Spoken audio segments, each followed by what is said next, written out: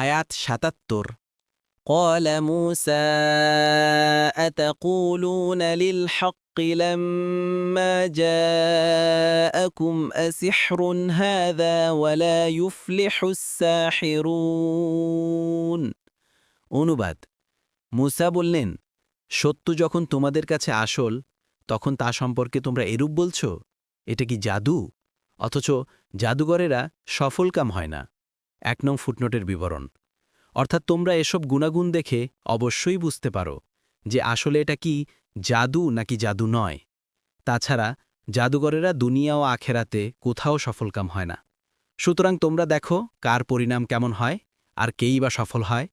পরবর্তীতে তারা ঠিকই সেটা জানতে পেরেছিল এবং প্রত্যেকের কাছে এটা স্পষ্ট হয়ে গিয়েছিল যে মুসা আলাইহিসসালামই সফলকাম, তিনি দুনিয়া ও আখেরাতে সবখানি সফল, সাআদি।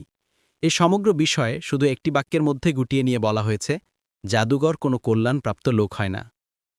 পরবর্তী তাফসিরে যেতে ভিডিওটি শেষ হওয়ার পূর্বেই এই বক্সে ক্লিক করুন।